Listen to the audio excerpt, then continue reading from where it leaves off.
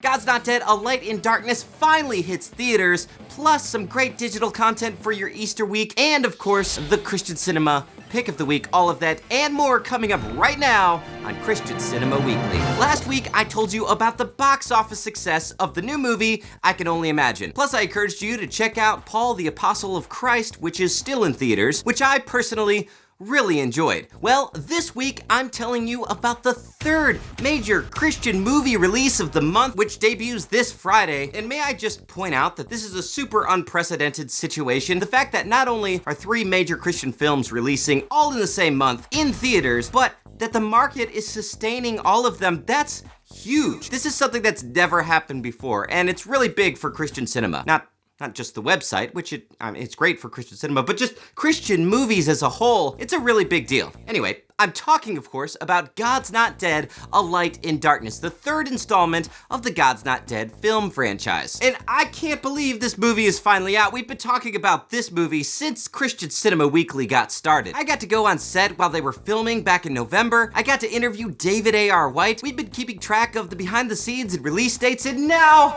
it's finally here! And I can't wait to see what PureFlix has in store in this new installment in the God's Not Dead film franchise. Hey, if you get to see that film this week, let me know what you think about it in the comments below. You know, as great as it is to have these big Christian film theatrical releases, sometimes you just wanna sit back, maybe on your couch, or maybe when you're on the road traveling for Easter and watch a Christian film there. Fortunately, that's where Christian Cinema comes in. We're always adding new titles to our digital library, and we've got a super sleek app on all of these devices so you can watch it anywhere. You can even download movies you've rented or purchased and watch them offline on the go. So let me tell you about a few of those movies you might be interested in during this Easter season. First in the lineup this week is an animated movie for kids called God With Us. It's the story of Jesus' life told through the eyes of Apostle John, and it's recommended for children 7 and up. Next up, we've got Six Miracles of Calvary. If you like Easter movies with a more academic flavor, this is one for you. Filmed on location in Israel, this documentary features interviews with leading scholars about the context and significance of the miracles that happened at Calvary. Plus, performances by singer-songwriter Shannon Wexelberg give the movie some artistic flair. And finally, it's time for the Pick of the Week, which is a documentary called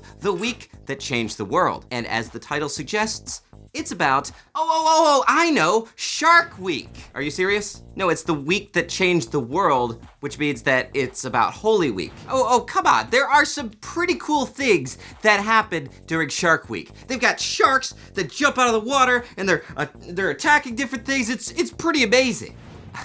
I would have to assume that during Shark Week, you may have seen some cool sharks, but nobody died for your sins or the sins of the entire world.